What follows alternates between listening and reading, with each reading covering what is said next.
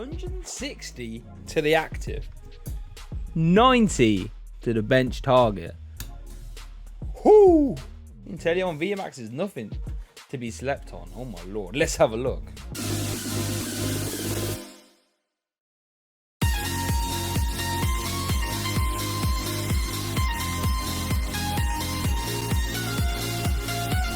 So yeah, like I said, 160 to the active, 90 to the bench, and this makes it now where Inteleon VMAX can really start like being scary and lining up crazy multiple prize turns. You know, 2-shot in active, 2-shot in the bench. Man, the maths works out really well for Inteleon, and it's a deck that I haven't actually seen covered a lot, and I reckon it could be a real big powerhouse. Now, you got Peacock to contend with for sure, but Peacock puts down a whole lot of bench sitters that you might be able to just pop. You know what I mean? So let's have a look. Oh my lord, let's have a look. Oh, I need to press WSD. I'm not really a PC person, I apologize. So let's get it started then with Inteleon VMAX, a card that I actually saw a little bit of, well, a decent amount of play and thought took it to a good finish in the Players' Cup, right? But it sort of died off since then. VMAX Pokemon, 320 HP with 2 attacks. First one's Hydro Snipe, really good to be fair. You know I love me some 1 energy attacks. Okay, so you got Hydro Snipe. 1 for 60, and you may put energy attached to your opponent's active back into their hand. So there's a little bit of energy disruption. Now, it's not really a build around. It's not really, in this style of a deck, not too great. But if you've missed your max bullet for whatever reason, you might be able to like claw some time back and some turns back with that attack. And like I said, energy attacks are never a bad thing.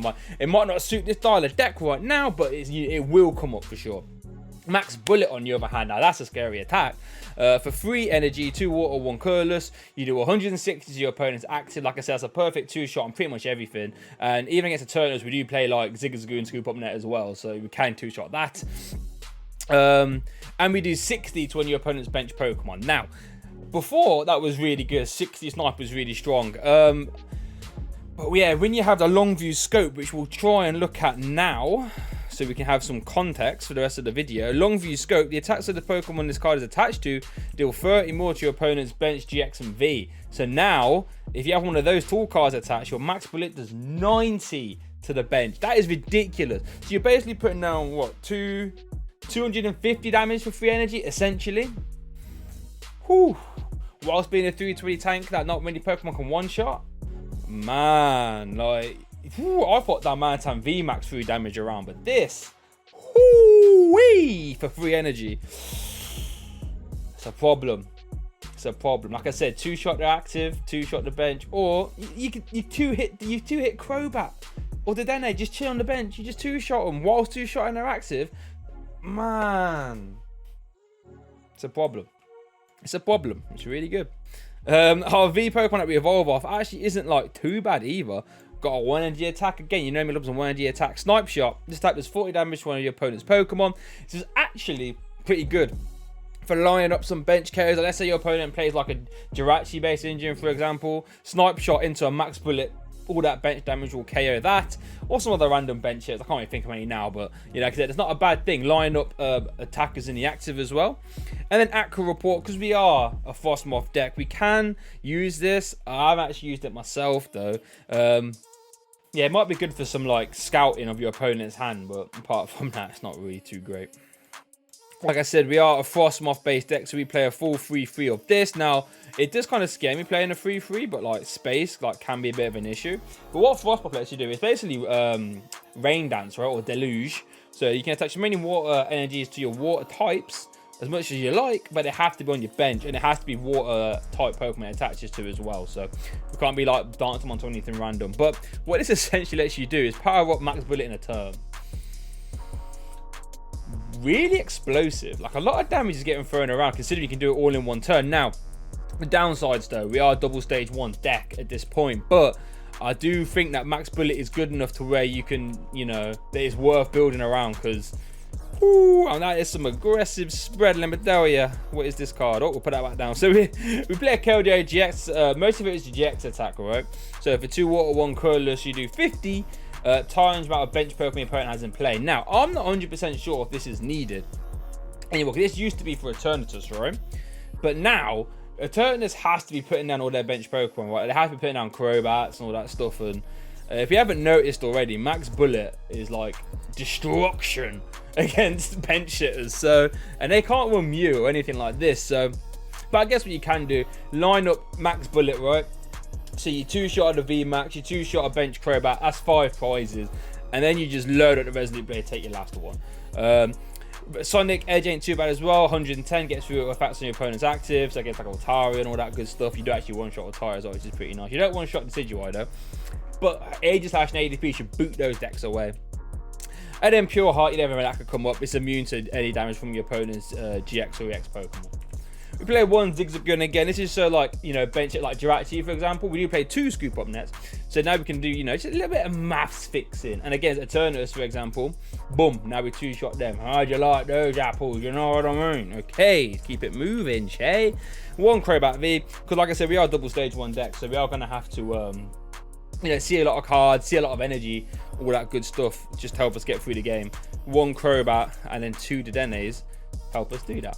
Let's get to our supporters. Pretty bog standard supporter lineup, to be honest. So we play 4 research. Let me try and tidy these up now.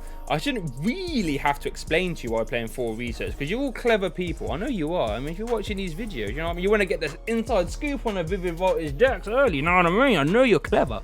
I don't really have to explain to you why I play 4 research. Best support in the game, innit? Discard draw 7. You know, we're trying to set up multiple Evos. Just seeing so many cards is ideal, right? And seeing energy, we need to see a lot of energy as well. Because when we get, what we don't want to do is to get both our stage 1s out and actually not have the energy or switching options, because Frosmoth has to be to the bench. I'm not sure if I said that before, but so yeah, we kind of a lot of stuff needs to go our way. Turns like 1 and 2, potentially 3 as well. So 4 research help us to that essentially. 3 Marnie for a similar vein, the second best draw support we've got. And in all honesty, I don't like using it as a draw supporter, but we haven't really got many options. So Marnie it is. And we've got 3 Boss's Orders. Now, Boss's Orders is going to be super important to taking those multiple prize turns that I'm on about, right? But space as well. So we can't really fit the 4th wave. We don't really need as much as ADP. What I would say though, if Mew is like seen in a really high capacity in response to decks like Inteleon VMAX, Galarian, Darmanitan, all that good stuff, then you might have to bump the boss count up to 4, because you can't have a Mew stick around, because at that point we are just doing 160 city active, and that ain't good enough. So, but for now, 3 seems to be okay. Our stadium of choice is Training Court.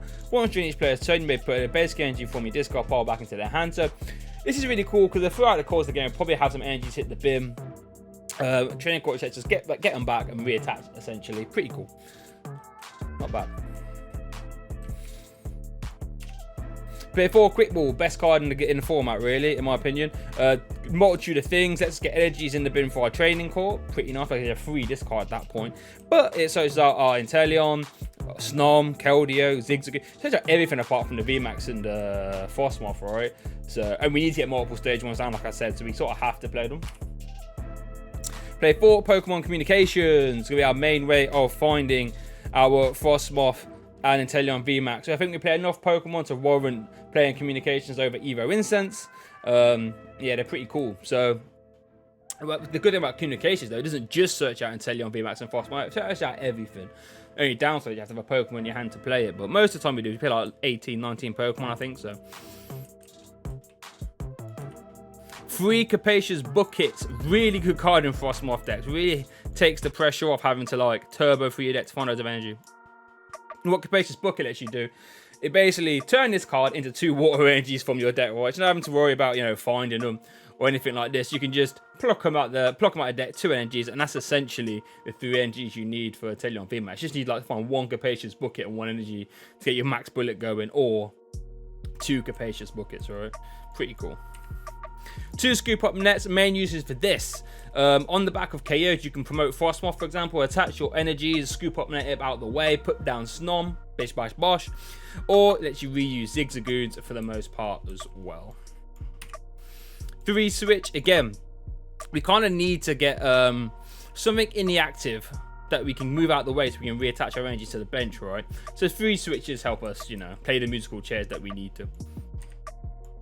Is this an air balloon? So yeah, similar vein, play 2 air balloons. So we can like, air balloon at any point in the game. Our Crobat, our Dedenne, Keldeo potentially. Mostly our Frosmoth. We can air balloon Frosmoths on the back of KOs. We can promote Frosmoth, attach, and away we go. We can free retreat out of there, or we can switch into Frosmoth, attach balloon, and come back. So air balloons are pretty good for that.